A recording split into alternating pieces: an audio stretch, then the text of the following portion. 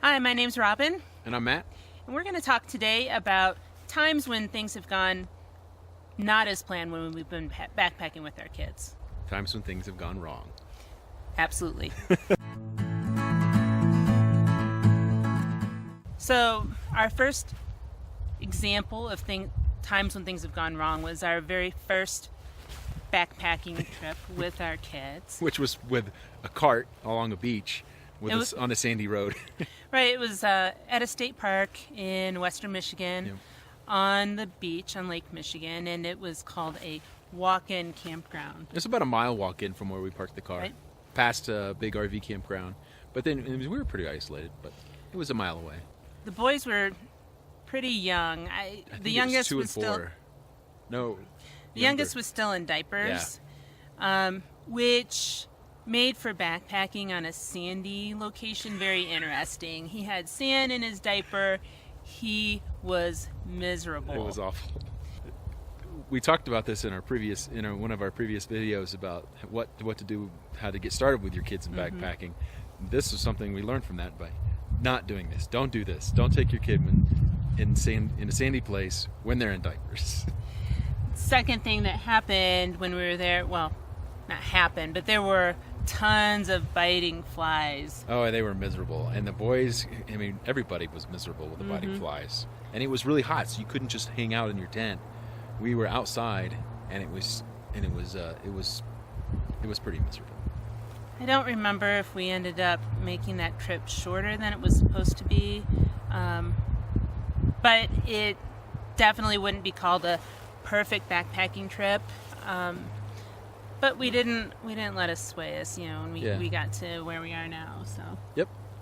The second example we'd like to give, when things went wrong, was at Zaleski State Park in Ohio, and it's a beautiful place. Our youngest was 3, and our oldest was 5 at the time, and no, he was only 4 at the time. And we only planned 4 or 5 miles, and they were more than capable of hiking that, and we knew we'd have to carry the 3-year-old a little bit. And the trail was really overgrown, and there was thorns all over the place, and the 3-year-old's legs just got thrashed. He just was. The weeds were up to his face. Yeah. What would just be brushing your legs as an adult, he was just miserable because things would come back and be flapping him in the face. Yeah. It was probably 85 degrees and really humid too, like it can be in Ohio. We'd planned 2 nights there. 2 nights, yep. But what happened as far as shortening that trip? That's right. We were hiking the first day, and the sign was absolutely wrong for directions on the trail, and the map showed us going one way, and the sign said the other. We went about a mile in the wrong direction. Now, when you're only doing 4 or 5 miles with kids, and you're taking breaks every half mile, and it's pretty hilly, that can really throw you. So it really did, and our packs were way too heavy because we had all their stuff, and it really did throw us. And we ended up doing about 8 miles that first day because we got thrown off our trail, and the boys were miserable. I think so. They were miserable But until we got to the campground. When we got to camp, they were fine. That's the thing, is our kids always can be so dead tired, and then they get to camp and they start running around. They're having the time of their lives. They're jumping on logs and climbing trees. We got to camp. We're making dinner and discussing our plan for the next day, and I think at that point we decided, let's just hike out. Let's not stay the second night. Yeah, because we don't want to risk a second day that would turn out like that first day. We just didn't want it. And so we told the boys we were going to do something fun. Like, I can't even remember what we did, but I know we always try to if the trip's not going well, we try to make it fun for them somehow, even if it's coming out and doing something like going to get donuts. Right.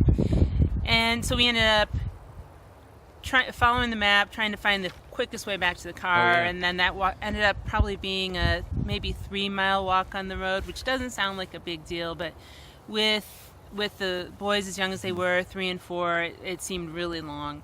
And fortunately, there was a really nice couple who came up, and they offered a ride, and, I took a ride, went back to the car, drove it back, got everybody, and Yeah, it was still. It worked out. It was fun. It was an experience. Yeah. And we just add it to our repertoire of things we've done. Yeah, it was fun. So the third example, this one could have been a lot worse than it was. We got really lucky. We went to Great Sand Dunes National Park in Colorado.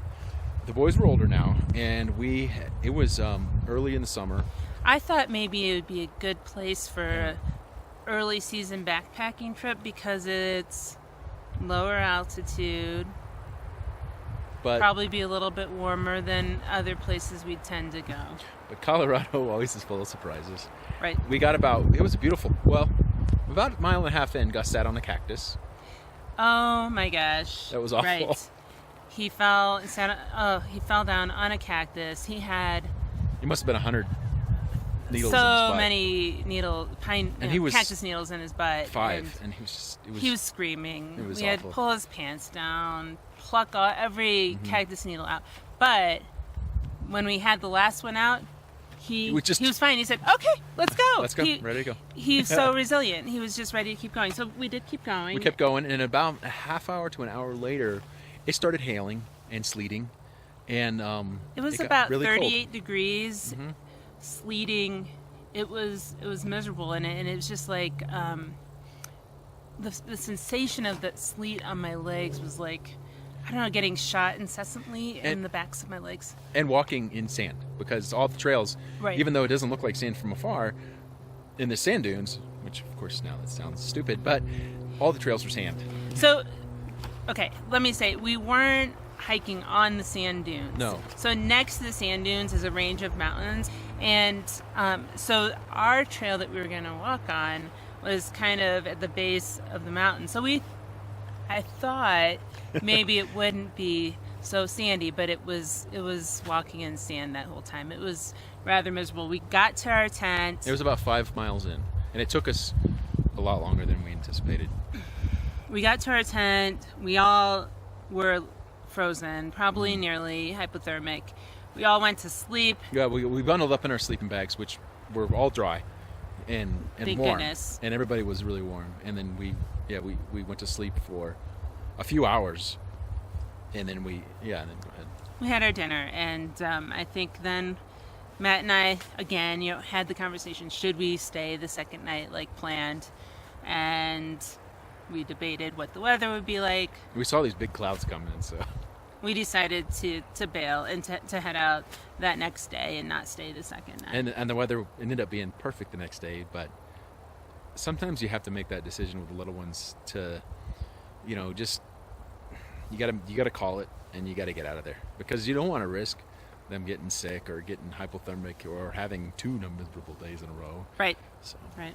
Our last example of times when things haven't gone as planned would be just this past summer when we had a really big trip planned. And importantly, what you should notice is that we're talking about a lot bigger distance for this most recent trip. So despite the failures that we've had, we've continued to go, and we have worked up to good distances with our kids. Maybe about 10 to 12, even sometimes 15-mile days with our kids. Yeah. Now, going back to that most recent time when things have not gone as planned, we had 10-day trip planned. Yep. And we're going to average, 10 miles a day. Yeah, about 10 miles per day planned. And on the 5th day, we were planning on resupplying in a town nearby, and that morning my oldest son, he was 8 at the time, he came up and he said, hey Mom, my ankle's a little sore. And I looked, and his Achilles tendon was just all inflamed, and so I doctored it up as best I could, put a little duct tape on it, made sure his shoes were working right. We had to soak his feet in the cold water. Right. I tried not to make too big of a deal of it because we did have a big day planned, and really he was too big to be able to carry him out at that point. Yeah. But we walked, and he and I went about 15 miles that day, and he didn't complain until maybe the 12th mile that his ankle was bothering him. But at that point, I said, I'm not going to look at it until were at the car where we were going to resupply, and I looked, and his ankle was really swollen and inflamed. And so at that point I said, you know, son, I think we're going to need to cancel the second half of the trip. But that trip, you know, the things that we would have earlier said would have gone totally wrong at the beginning. It rained for the first 2 days, but because our kids we've been taking them consistently backpacking. So this was different. You know, if you're new to backpacking and it starts raining the first day, you might want to turn around, with kids especially, because you just don't want to have that bad experience. But our kids were used to the rain and with the backpacking, and so the first 2 days it rained and we got really cold, but they were fine. I mean, everybody was safe, and then the next few days were great. And so other than the ankle, we would have kept going. Right. So, you know, they become much more resilient out in the wilderness the more you backpack. And so really just small steps and getting up to those miles, and then they're really resilient and can handle when things do go wrong. Right. And when things do go wrong, we try to make it, I mean, it's not positive, but we try to, they try to blame themselves, which we really try not to let them do. No. And then we also reward them, you know, a great deal with, you know, cheeseburgers, ice cream, anything they pizza, want, really. Yeah, milkshakes, anything they want, because they really are doing something extraordinary, and we try to, you know, reward them as such. Okay. So those were our 4 examples of times when things have gone not as planned on backpacking trips, but in the end, we've got young boys who are fabulous backpackers, and we hope that if you experience failures or maybe unexpected events on the trail, you keep going, keep getting your kids out there. Yeah, and if you have a really fun story about how things went wrong with your kids backpacking, go ahead and put it in the comment section below. We'd love to hear from you, and make sure you like and subscribe. Thank you. Thank you. We thank you for watching. If you found this video to be helpful, please be sure to give it a thumbs up.